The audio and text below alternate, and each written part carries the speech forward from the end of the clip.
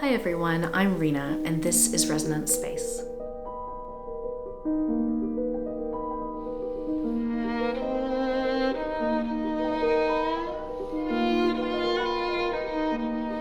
So I want to start the second season, actually, ironically, by talking about endings. So I pick a word of the year every year, and my 2020 word of the year was end.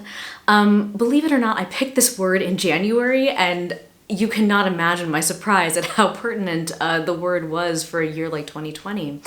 But I learned so much by being really intentional with how I end things.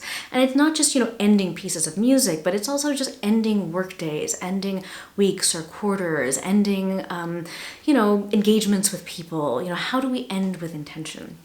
So I want to spend some of the first few episodes talking about endings. So this first episode, I want to talk about, ending the day and how you end the day of composing.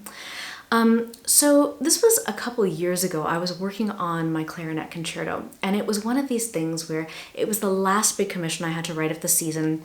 I'd been traveling, I was just everywhere, I was going crazy. I came home and I had just a few weeks to really churn out the majority of the orchestration of this concerto. And, you can imagine it was like these long days, 7-8 hour days, every single day to try to get this concerto written. And so at the end of the day, I would be so exhausted that I couldn't go on, but I was also really afraid that I would somehow forget what I needed to do. And I just felt really insecure leaving my work and getting the rest that I needed. So I started doing this thing where I would just kind of turn on my phone, turn on the memos, and just say into my phone, okay, I'm here right now, this is what I'm thinking about, these are what my ideas are, and just record it and let it go. And then let my mind kind of rest, and then wake up the next day, listen to that recording, and go on.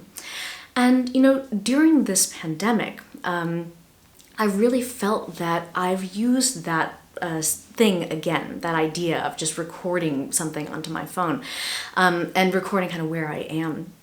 But I realized, okay, so for those of you who know Gretchen Rubin, the Happiness Project, she has this framework called the 4 tendencies about how you respond to expectations. So I am an obliger, which means that I need to have an outer accountability, basically. So I realized that if at the end of the workday, I started this little recording to my future self, and I said, hey Reena, I know you're listening to this at 9 o'clock in the morning. I know you're gonna listen right to this and just get immediately to work.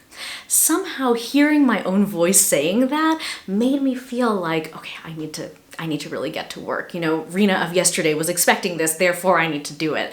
I mean, it doesn't work for everyone, but it certainly worked for me. So I would start the recording like that and then say, okay, here's where I finished in various things. Here are the things I'm thinking about. And then I would end the recording by saying, hey, look, I know you've got this. You're going to do a great job today. This is what I want you to do. This is how long I want you to write. I'm talking to myself in second person.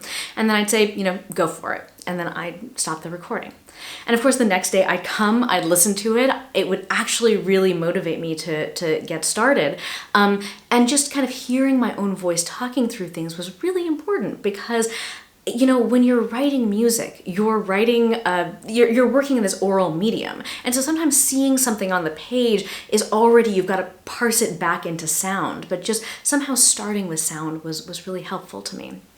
So I think maybe this week, try to record a little pep talk for yourself on your phone at the end of your day and, talk to yourself in second person, tell yourself what you want to accomplish, be really kind, be really encouraging, and practice hearing that voice of yourself in your own head, and see if it yields anything. See if the next day you wake up and it's a little bit easier to get started.